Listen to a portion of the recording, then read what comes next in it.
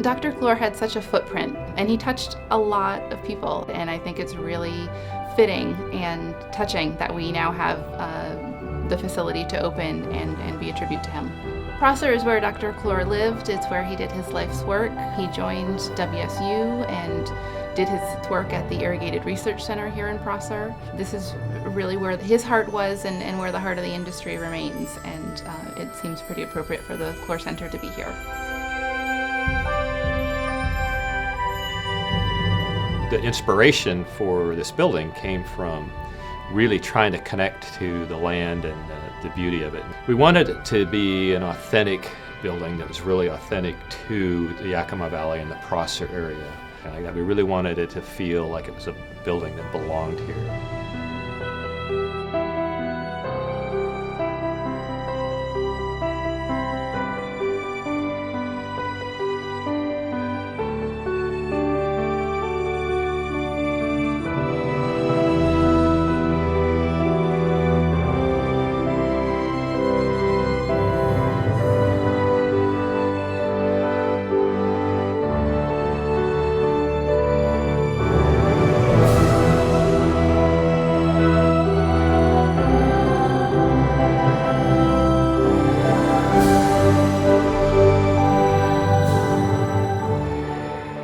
So perfect since Dr. Clore lived here, and we're kind of in the heart of Washington wine country. All the wineries around Prosser is very supportive.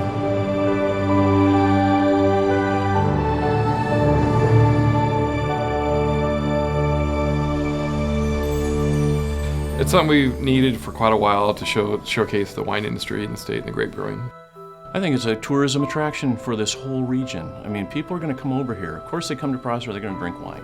They're also going to learn where the wine started, where the wine grapes were first planted and why.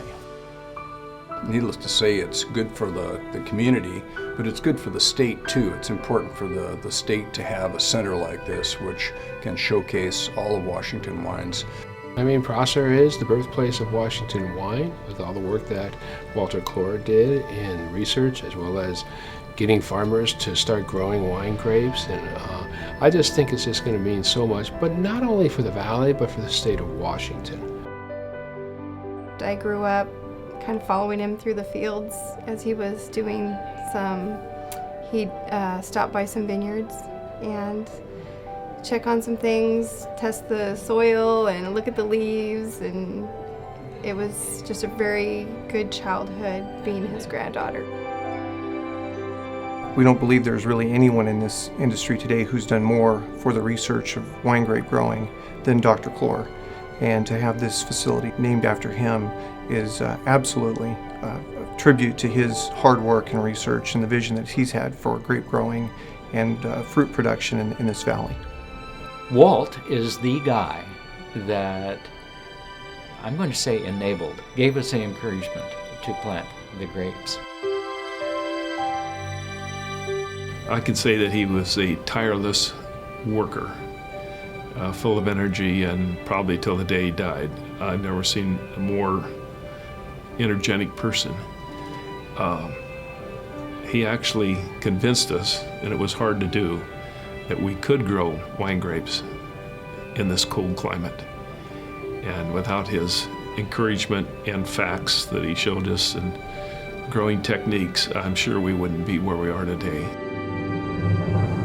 He had an idea clear back in 1937, and it didn't catch fire and go like mad, but he just kept working at it and working at it and working at it, and look what it is today. He believed in it, he pushed it, he went out for funding, and because of the confidence people had in him, they were willing to support it with grants and programs. Knowing Walt, I think he would have been just a little bit embarrassed that it's his name on the building. He was not an eagle hound, okay? Just a good, solid person. Oh, he would be his usual self, very exuberant and excited, and he'd be on to the next phase of our business. He was not a person that would stand still and reach a plateau and then say, that's it, I'm through.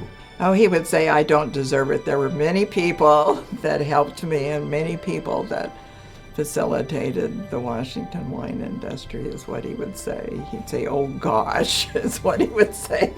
Well, you know, my dad was always very humble, and he would be very, very pleased. I think he might be a little humbled by the fact that his name's on this center, because he wasn't that kind of a guy, you know. He wasn't like to have the light shined on himself. He would have been so humble, you know. He never thought of himself as anything special, and we always knew he was special. He was a humble man.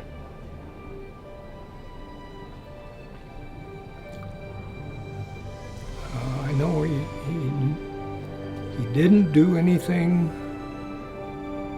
He enjoyed recognition like anybody would, but he didn't seek it.